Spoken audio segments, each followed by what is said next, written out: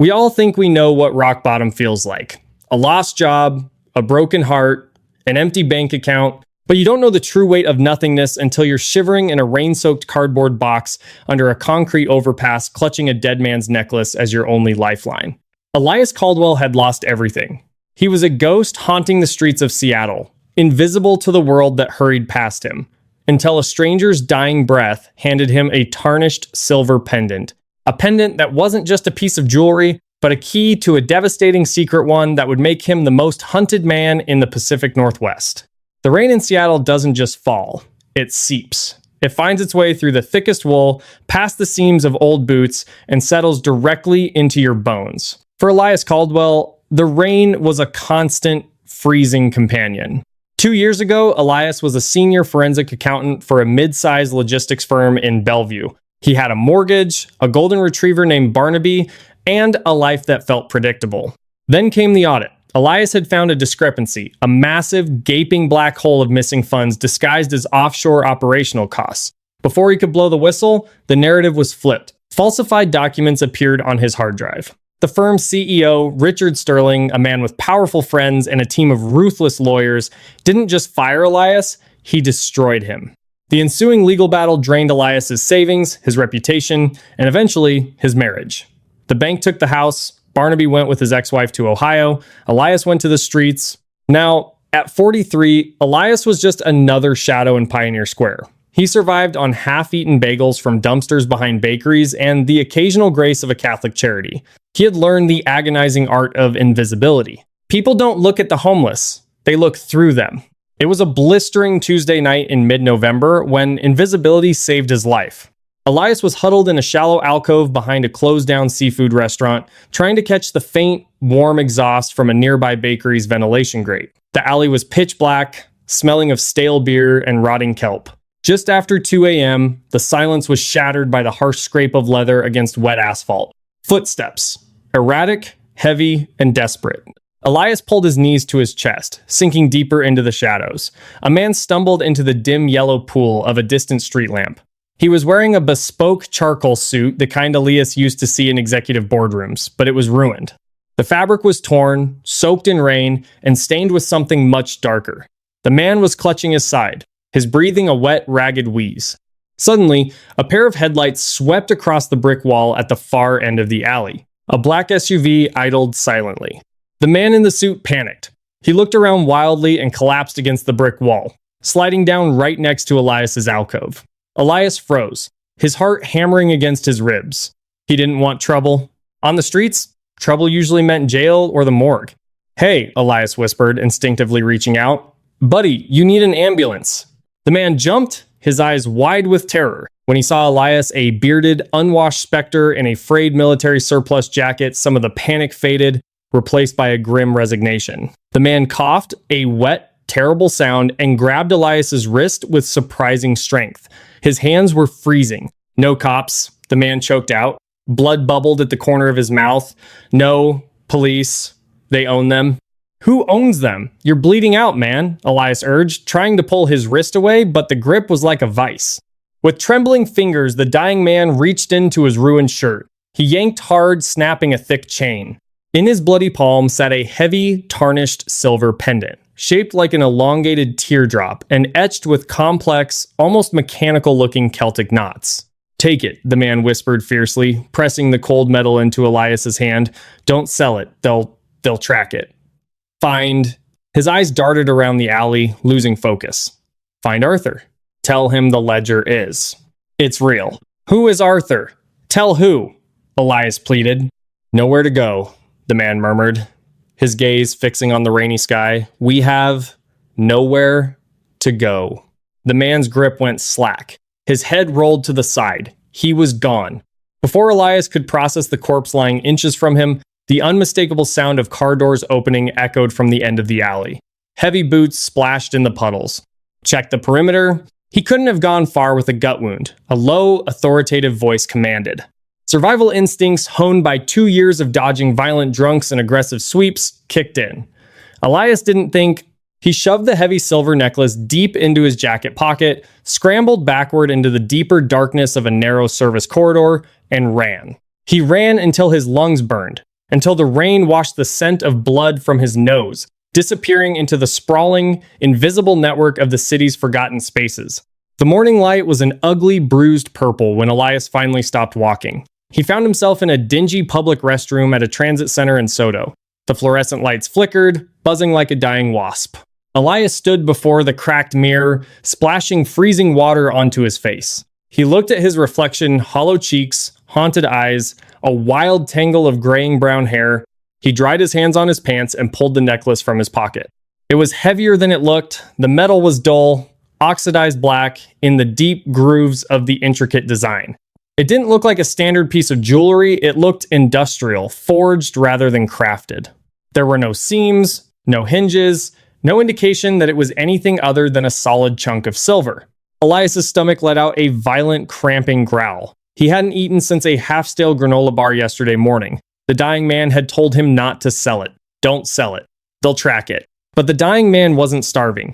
Elias needed a hot meal. He needed new socks. He needed a cheap motel room for just one night to get the cold out of his bones. A solid piece of silver like this could easily fetch $50, maybe more if it was antique. He reasoned with himself. The men in the alley were looking for the guy in the suit, not a homeless ghost. By 10 a.m., Elias was standing under the neon sign of Gold and Guns Pawn on Pine Street. It was a gritty, heavily fortified shop run by Victor Hess, a man whose face looked like a topographic map of bad decisions. Victor sat behind a thick sheet of bulletproof acrylic, chewing on an unlit cigar. Elias walked in, the bell above the door ringing sharply. He approached the counter and slid the necklace under the pass-through slot. Found this, Elias mumbled, keeping his eyes downcast, playing the part of the desperate vagrant perfectly. Looks like silver. Heavy. How much? Victor grunted, picking up the pendant. He weighed it in his palm, his bushy eyebrows knitting together. He grabbed a jeweler's loop, screwing it into his right eye, and held the pendant under a bright halogen desk lamp. For a long moment, the only sound was the ticking of a cheap wall clock and the rain against the storefront window. Elias, tapping his foot nervously, watched Victor closely. In his former life, Elias had made a living reading people. He observed micro-expressions during corporate audits to know when a CFO was lying about an expense report. Right now, he saw Victor's hand imperceptibly tighten around the pendant. He saw the pawnbroker's breathing shallow out. Victor lowered the necklace and took the loop out of his eye. He looked at Elias, really looked at him for the first time, taking in the dirty clothes and the desperate posture. "It's junk," Victor said, his voice a gravelly rasp. "Plated brass, mostly. I'll give you $20 for the scrap value." It was a lie. Elias knew it instantly. It wasn't the offer that gave it away. It was the way Victor's eyes flicked toward the security camera in the corner of the shop and then toward the heavy safe behind him. "Give it back," Elias said, his voice suddenly steady, losing the vagrant shuffle. "Hey, I'm doing you a favor, buddy," Victor sneered, sliding a $20 bill toward the slot. "Take the 20. Go buy yourself a bottle." I said, "Give it back." Elias stepped closer to the glass. "Or I walk out that door and scream for the beat cop on the corner." Victor's jaw tightened. He glared at Elias, debating. Finally, he slid the 20 back into his register and shoved the necklace through the slot. "You're making a mistake, pal. That thing is trouble. I can smell it on you." Elias snatched the necklace and bolted out the door, the bell jingling frantically behind him. His heart was racing as he hurried down the crowded sidewalk, blending into the sea of umbrellas. Why would a pawnbroker lie so blatantly? Why the sudden tension? Elias sought refuge in the Central Library, a massive sanctuary of glass and steel where the homeless were tolerated as long as they didn't sleep or cause a scene. He found a secluded desk in the corner of the third-floor history section, shielded by towering bookshelves. He sat down, placing the pendant on the table. He stared at it. "What are you?" He needed to clean it. He took a bottle of hand sanitizer from his pocket and an old rag he used for a handkerchief. He scrubbed the metal vigorously. As the layers of grime and oxidation wiped away, the intricate Celtic knots gleamed. That's when his thumb brushed against a tiny irregularity. Elias paused. He ran his fingernail over the bottom curve of the teardrop. It wasn't a scratch. It was a perfectly straight, microscopic line. A seam. He searched his pockets and found a heavy-duty sewing needle he kept for repairing his jacket. Holding his breath, Elias wedged the tip of the needle into the microscopic seam. He applied pressure. Nothing happened. He tried sliding it to the left. The needle caught on a tiny hidden latch. Click. The bottom third of the silver teardrop popped open, revealing a hollow, felt-lined chamber inside. Elias's hands trembled as he tipped the pendant over the wooden desk. Two objects fell out. The first was a tightly folded, impossibly thin piece of water-resistant synthetic paper. The second was a custom-cut, thumbnail-sized microSD card. Elias stared at the objects. The dying man's words echoed in his head. "Find Arthur. The ledger is real." Elias Caldwell, the disgraced forensic accountant, felt a terrifying, familiar thrill ignite in his chest. This wasn't a tragedy. This was a puzzle. And it was his only way out. The Seattle Central Library was a hub of activity, but in his isolated corner, Elias felt entirely alone with the universe. He stared at the microSD card. He knew he couldn't just plug it into a public terminal. Those computers were heavily monitored, and if the men in the alley were tracking this, a public IP address ping would be a flare in the night sky. He needed to look at the paper first. Elias used the tip of his needle to carefully unfold the synthetic paper. It was no larger than a standard Post-it note, but the text printed on it was minuscule. He had to squint, holding it inches from his face under the desk lamp.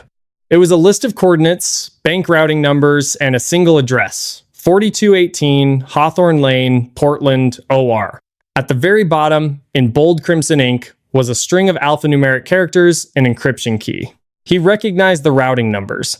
A chill violently ripped through his body, freezing the blood in his veins. The prefix code 0210 followed by a specific sequence. It was the offshore banking signature used by Vanguard Logistics, the parent company of the firm that had ruined his life. The firm run by Richard Sterling. Elias gripped the edge of the table, his knuckles turning white. The man in the alley, he wasn't just a random victim. He was a whistleblower, just like Elias had tried to be. But this man had actually gotten away with the proof. The ledger is real. The microSD card. It contained the ledger, the undeniable proof of Sterling's global embezzlement, the exact evidence Elias had been trying to find before he was framed. If Elias could decode it, he could clear his name. He could get his life back. But he couldn't do it here. Suddenly, a disturbance at the front of the library broke his concentration. Elias peered through the gap in the history encyclopedias. Down on the main floor near the security desk stood two men. They weren't wearing police uniforms. They wore high-end civilian clothes, a dark navy trench coat, and a gray tactical fleece, but their posture screamed ex-military or private security. One of the men pulled out a tablet and showed it to the head security guard. The guard squinted at the screen, nodded slowly, and pointed directly toward the escalators leading to the upper floors. Elias didn't need to see the screen to know what was on it. A blurry CCTV image from the alley. A description of a homeless man in a green surplus jacket. Panic, sharp, and metallic. Tasted like blood in the back of his throat. He had less than 3 minutes. Elias swept the SD card, the synthetic paper, and the silver pendant back into his pockets. He shoved his chair back and moved swiftly, keeping low behind the bookshelves. He bypassed the main escalator and headed for the emergency fire stairs. As he reached the heavy steel door, he glanced back. The man in the navy trench coat was stepping off the escalator onto the 3rd floor, his eyes sweeping the room with cold, predatory precision. He reached inside his coat, his hand resting on a concealed holster. Elias pushed the fire door open, wincing as the alarm began to blare, a piercing, mechanical shriek that echoed through the concrete stairwell. He didn't care about the noise, he cared about speed. He took the stairs 3 at a time, his boots slapping loudly against the metal grates. Floor 2, floor 1, parking garage level. He burst through the bottom door into the subterranean parking structure. The air was thick with the smell of exhaust and damp concrete. He sprinted toward the exit ramp, weaving between parked cars. "Hey, stop right there!" A voice barked from the stairwell door behind him. Elias didn't look back. He scrambled up the concrete incline of the exit ramp, bursting out onto Spring Street. The rain was coming down in sheets now, a torrential downpour that obscured visibility to less than 20 feet. It was a miserable, gray curtain, and it was his greatest ally. He darted across the street, dodging a blaring taxi, and ducked into a narrow alleyway connecting to an underground transit tunnel. He practically threw himself down the tiled stairs, mingling instantly with a crowd of damp commuters waiting for the light rail. He pressed his back against a cold tile pillar, gasping for air, clutching the heavy silver pendant in his pocket. He watched the top of the stairs, waiting for the men in coats to appear. Minutes ticked by in agonizing slow motion. A train roared into the station, doors opening with a soft chime. Elias stepped aboard, wedging himself into the corner of the crowded car.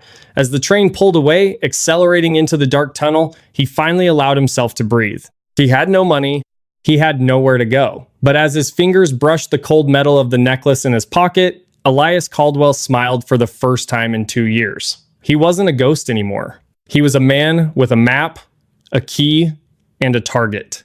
Next stop, Portland. The light rail carried Elias Caldwell only as far as Tukwila, dumping him into the grim, rain-slicked suburban sprawl south of Seattle. He had no money for a bus ticket, no ID to rent a car, and hitchhiking along Interstate 5 was a guaranteed way to draw the attention of the state patrol. If he was going to make the 170-mile journey to Portland, he had to use the one system he knew better than anyone else, the freight network. During his tenure at Vanguard Logistics, Elias had spent years analyzing the vast, metallic circulatory system of the Pacific Northwest. He knew the rail schedules, the way stations, and the blind spots of the major freight operators. By midnight, he was crawling through a break in a chain-link fence bordering the massive BNSF railway yards. The yard was a sprawling industrial purgatory illuminated by harsh sodium vapor lights that cast long, unnatural orange shadows. The air tasted of diesel exhaust, ozone, and wet iron. Elias moved with the desperate agility of a hunted animal, keeping his head down and his dark jacket blending into the shadows of stacked shipping containers. The cold was becoming a physical enemy, gnawing at his extremities. He needed shelter, and he needed it moving south. He spotted a line of mixed freight grain hoppers, flatbeds, and a few older boxcars idling on track 4. The locomotive at the front was humming with a deep, vibratory thrum, a signal that it was holding pressure, preparing for departure. He crept alongside the train, his boots crunching softly on the gravel ballast. He found what he was looking for. A weathered boxcar with its heavy sliding door left cracked open by a negligent yard worker. With a grunt of exertion, Elias hoisted himself up, his muscles screaming in protest, and rolled into the pitch-black interior. The floor was covered in splintered wood and a thick layer of industrial dust that smelled like fertilizer. He crawled to the far corner, pulling his knees to his chest, and buried his frozen hands deep in his armpits. 10 minutes later, a massive jolt rattled his teeth as the train engaged. The slow, rhythmic clack-clack of the steel wheels began, gradually building into a deafening metallic roar as the train accelerated into the night. In the crushing darkness of the boxcar, Elias was left alone with his thoughts. It was a dangerous place to be. For 2 years, he had survived by aggressively shutting off his mind, refusing to dwell on the warm memory of his wife, Sarah, or the soft weight of his golden retriever, Barnaby, resting his head on Elias's lap. To think of the past was to invite a despair that would kill him faster than the Seattle winter. But tonight, the dam had broken. He pulled the heavy silver pendant from his pocket. Even in the freezing air, the metal felt strangely temperate against his skin. He traced the microscopic seam of the hidden compartment. The ledger is real. Richard Sterling's smug, impeccably groomed face floated in the darkness of Elias's mind. Sterling wasn't just a corporate thief. He was a sociopath in a bespoke suit. When Elias had first uncovered the discrepancies, millions of dollars vanishing into a labyrinth of shell companies registered in the Cayman Islands and Cyprus, he had foolishly believed the system would work. He had gone to HR, he had gone to the board. Within 48 hours, federal agents had kicked down his door. They had found gigabytes of fabricated evidence planted on his personal servers. The narrative had been expertly spun. Elias Caldwell, the disgruntled accountant, was attempting to embezzle funds and frame the CEO. The firm's lawyers had systematically dismantled his life. They had frozen his accounts. They had pressured Sarah until the stress fractured their marriage beyond repair. Sterling had left him with absolutely nothing. A ghost. But Sterling had made a mistake.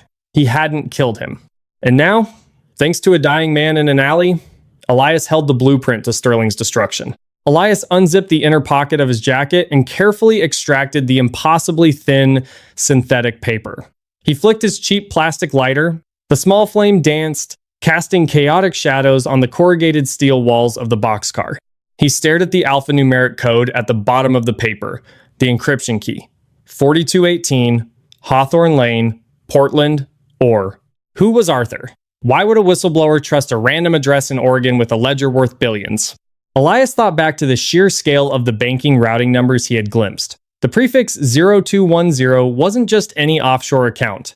It was tied to a specific, highly secretive clearinghouse often utilized by international defense contractors. This wasn't just skimming off the top of shipping manifests. This was a shadow banking operation that made the infamous Mossack Fonseca leak look like a middle school bake sale. Vanguard Logistics was moving illicit funds and potentially illicit cargo for some of the most dangerous organizations on the planet.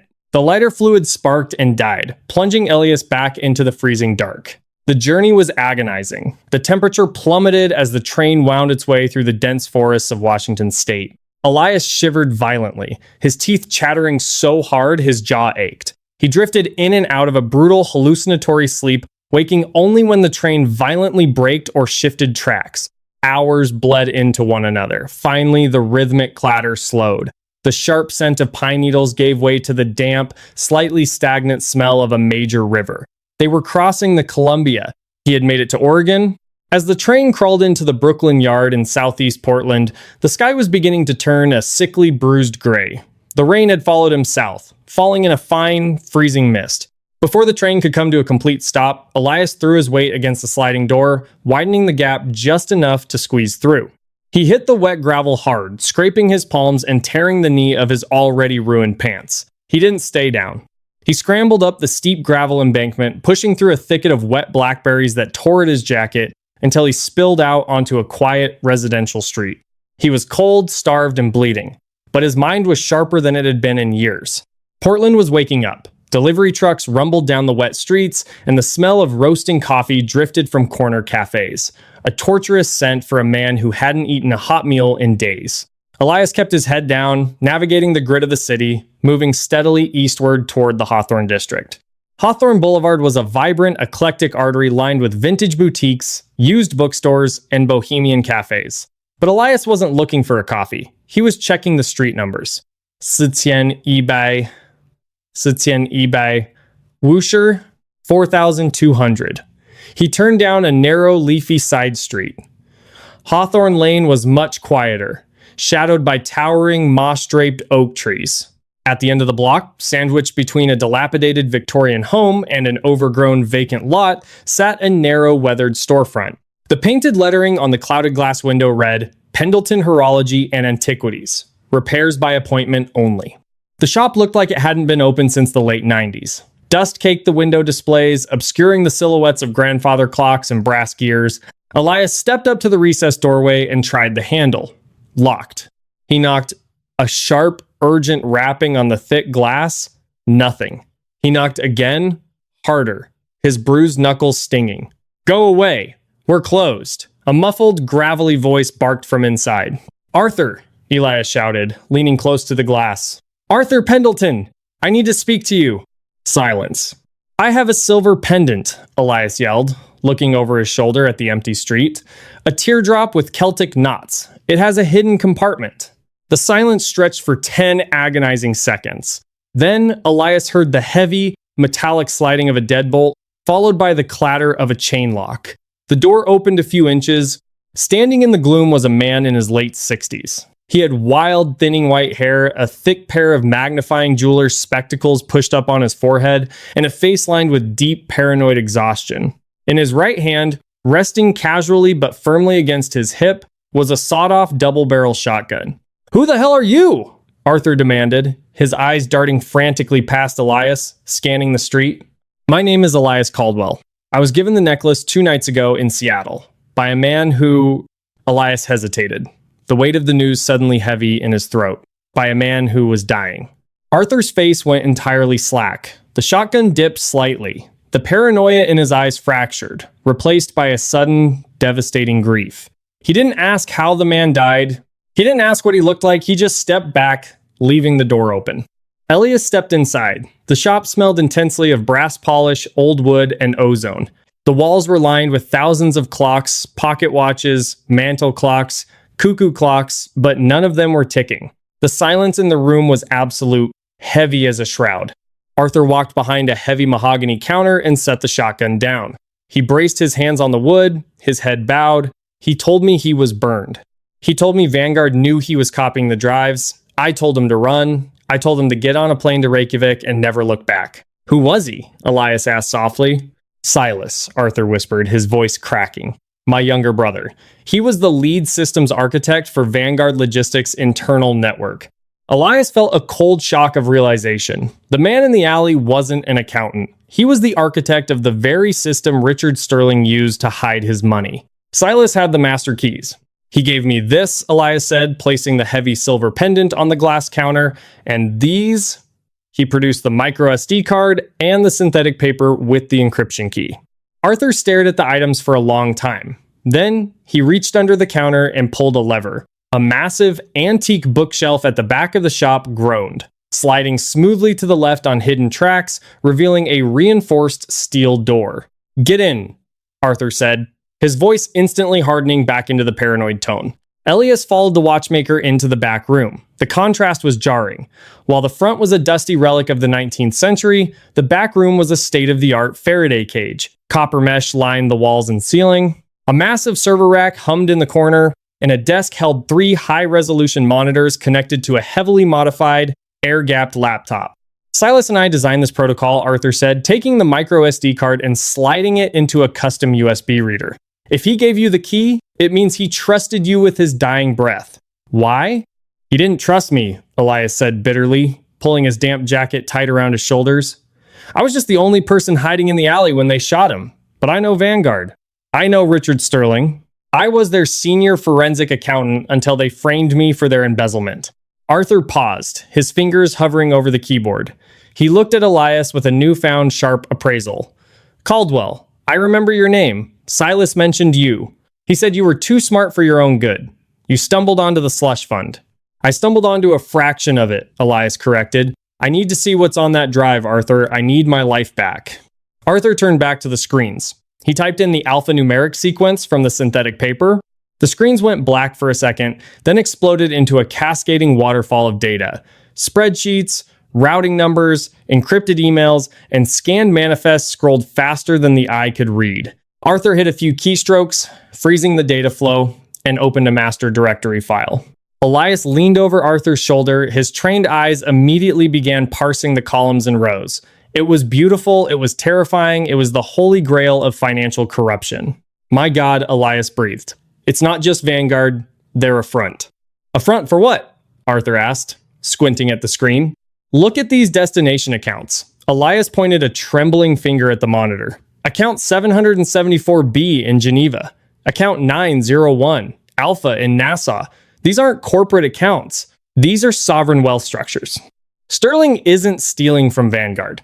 He's using Vanguard to launder money for foreign entities. He's bribing federal port authorities. Look here, a $12 million wire transfer labeled consulting fees to a shell company owned by the Director of Customs at the Port of Long Beach." Arthur's face went pale. "They're facilitating unregulated weapons imports. Vanguard's shipping lanes bypass standard inspection protocols because they own the inspectors." And here, Elias's voice caught in his throat. He pointed to a subfolder labeled Project Caldwell. Arthur clicked on it. The screen populated with PDFs. They were forged emails, fabricated bank statements, and a detailed psychological profile of Elias. It was the exact blueprint Sterling had used to destroy him. It proved, beyond a shadow of a doubt, that the evidence against Elias was entirely manufactured.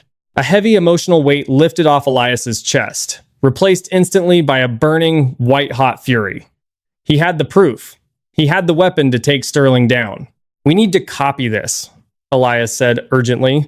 "We need to send it to the DOJ, to the New York Times, to everyone." "I can partition a drive," Arthur said, already reaching for a drawer. "But we have to do it quickly. If they killed Silas, they aren't going to stop." Arthur turned to look at the silver pendant which Elias had set on the desk next to the keyboard. The watchmaker frowned. He picked up the heavy teardrop, turning it over in his hands. He grabbed a magnifying loupe, similar to the one the pawnbroker had used, and examined the hidden compartment. "Elias," Arthur said, his voice dropping to a terrifying whisper, "where did you take this?" "Nowhere. Just a pawn shop in Seattle. And a library." "Why?" Arthur didn't answer. He hurried over to a cluttered workbench in the corner, grabbed a handheld device that looked like a modified Geiger counter, and flicked it on. He held the wand over the silver pendant. The device immediately began to emit a steady, high-pitched pinging noise. Elias felt the blood drain from his face. "Is that?"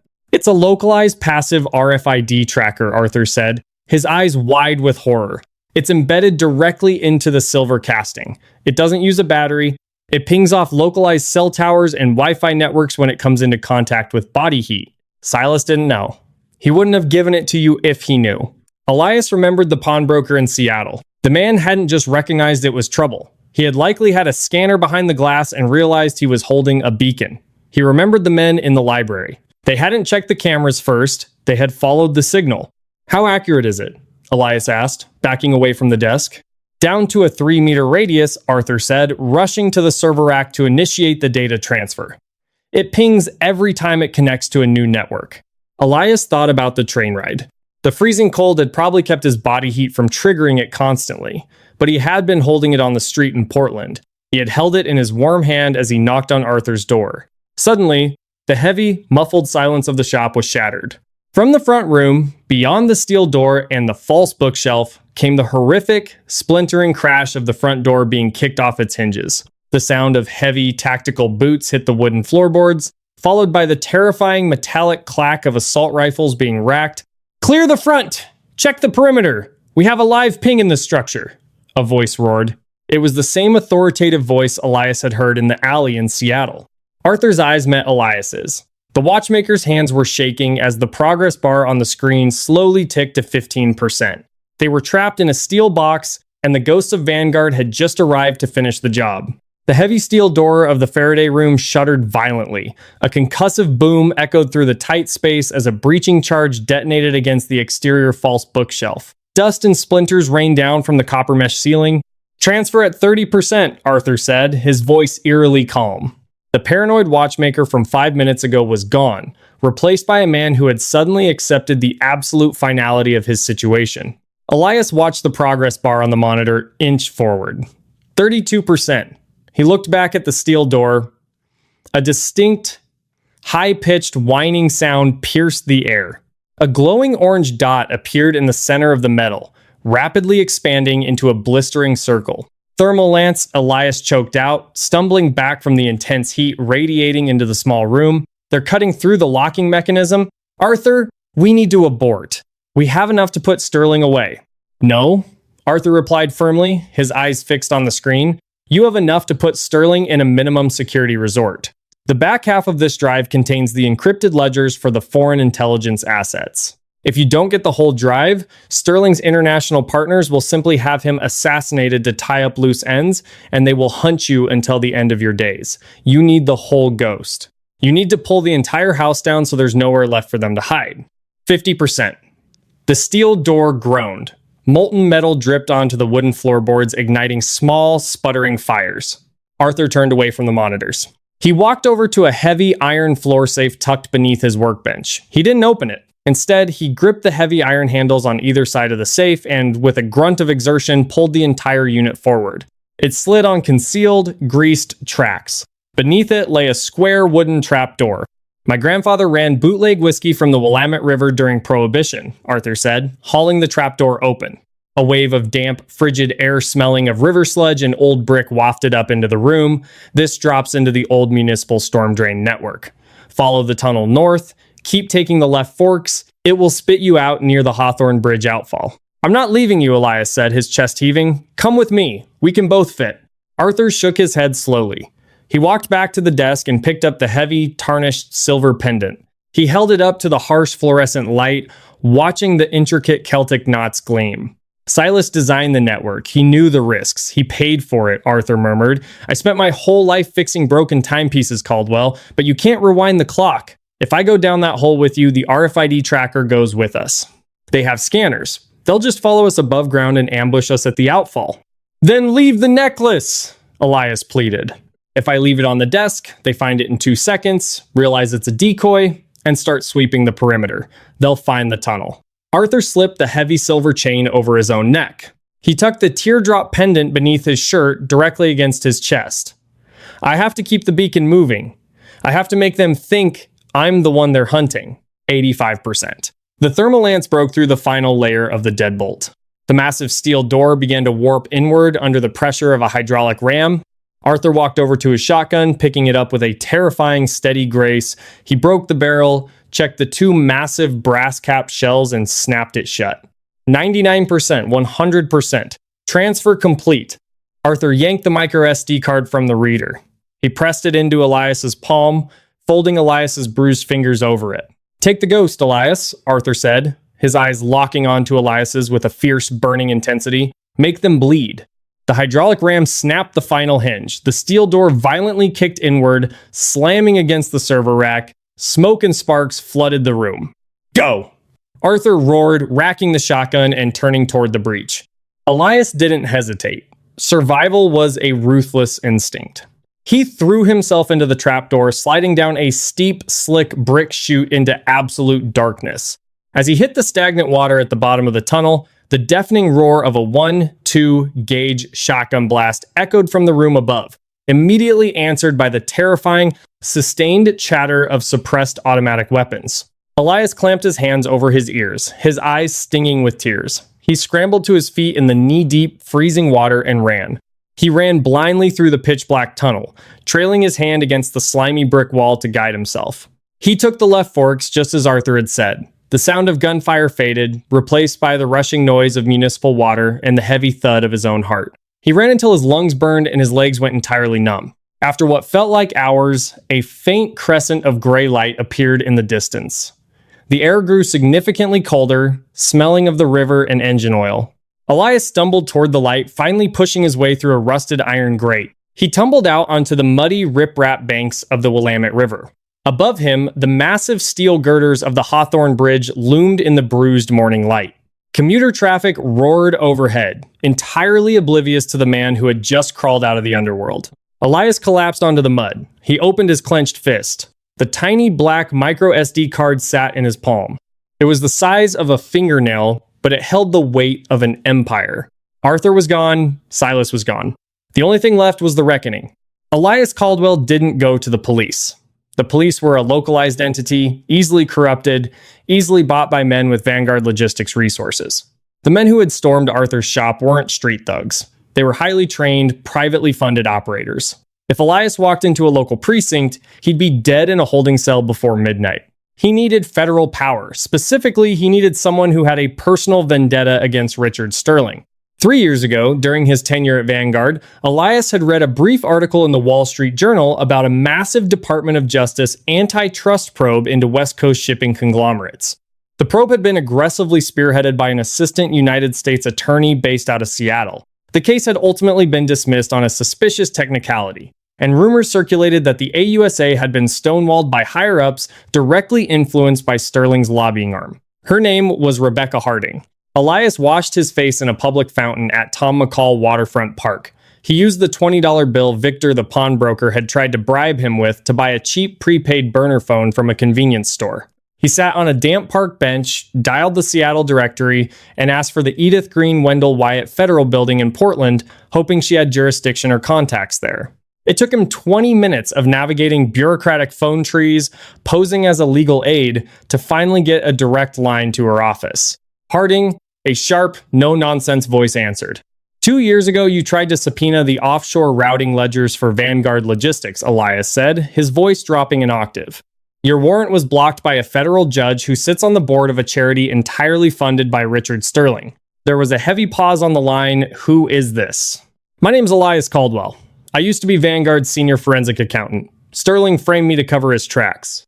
Caldwell Harding breathed, the skepticism instantly clear in her tone. There's a federal warrant out for your arrest. The FBI has you tagged as a high flight risk embezzler. I have the master ledgers, Elias cut in, ignoring her, not the doctored ones, the master files. I have the unredacted routing numbers for the offshore accounts. I have the names of the Port Authority officials taking the bribes. And I have the Black Book manifest of the illegal armaments moving through the Port of Seattle under Vanguard's corporate seal. Silence stretched over the line. Elias could hear the faint sound of traffic behind him. Where are you? Harding finally asked, her voice tight. I'm in Portland, but I'm not bringing it to you. Not yet, Elias said. Sterling has private security tracking me. They killed the man who extracted this data. They just killed the man who decrypted it. If I walk into a federal building, I'm a sitting duck. What do you want, Caldwell? I'm uploading the data to a secure Dead Man's Cloud server right now, Elias lied. He needed leverage. I am going to overnight mail you a physical flash drive containing a 10% sample of the data. Once you verify it's real, you are going to draft an ironclad blanket immunity agreement for me. You are going to freeze Richard Sterling's assets, and you are going to arrest him. Once he is in custody, and I see it on the news, I will give you the encryption key for the rest of the data. You're trying to extort the Department of Justice? She asked. I'm trying to survive, Elias snapped, and I'm handing you the biggest career-making bust of the decade. Do we have a deal? A long exhale. Send the sample. Elias hung up. He went to a local library, spent an agonizing hour transferring the most damning 10% of the files from the microSD onto a cheap USB drive he found in the lost and found bin, and mailed it via a FedEx Dropbox to Harding's secure office address. Then, he waited. For 3 days, Elias existed as a true ghost. He slept in the rafters of an abandoned warehouse in the industrial district. He ate out of dumpsters. He didn't speak to a single soul. He just watched the battery on his burner phone slowly drain, waiting for the call. On Thursday morning, the phone vibrated against his ribs. The immunity paperwork is signed by the Attorney General, Harding said, her voice shaking slightly with adrenaline. The data. Caldwell, it's a nightmare. It's worse than we thought. He's moving guided munitions for blacklisted states. Where is Sterling? Elias demanded. He's in Seattle. The Vanguard Tower. Take him down. Make it loud. At 11 a.m., Elias stood outside an electronics store in downtown Portland, staring through the rain-streaked window at a massive wall of display televisions. Every screen was tuned to CNN. The breaking news banner flashed a blinding red across all 30 screens. FBI raids, Vanguard Logistics HQ, CEO Richard Sterling arrested on treason and racketeering charges. Helicopter footage showed dozens of heavily armed federal agents swarming the sleek, glass-paned Vanguard building in downtown Seattle. Then, the camera cut to the ground level. Elias pressed his hand against the cold glass of the storefront. There he was. Richard Sterling. The man who had worn bespoke suits, who had dined with senators, who had effortlessly erased Elias's existence with the stroke of a pen. Sterling was being shoved out of the revolving glass doors in handcuffs. His jacket was missing. His tie was torn. His face was pale, his eyes wide with the panicked animal realization that his empire had collapsed. The local news microphones were shoved in his face, but he had nothing to say. Elias watched the feed until Sterling was forced into the back of a black federal SUV. The doors slammed shut. Elias reached into his pocket and pulled out the micro SD card. He stared at it. It was no longer a burden, it was his salvation. He took a deep breath, the cold, damp Oregon air filling his lungs.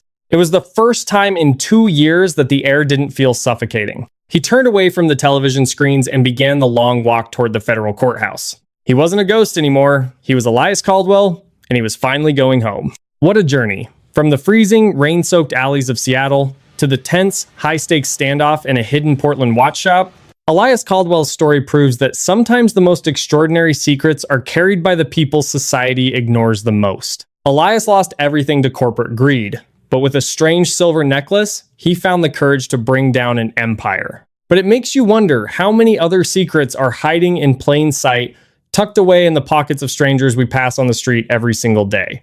If you were captivated by this thrilling tale of redemption, betrayal, and survival against all odds, please do me a huge favor. Hit that like button, share this story with your friends who love a good mystery, and make sure to subscribe to the channel for more incredible, gripping stories just like this one. Leave a comment below. Would you have kept the necklace or would you have walked away? Thanks for watching, and I'll see you in the next one.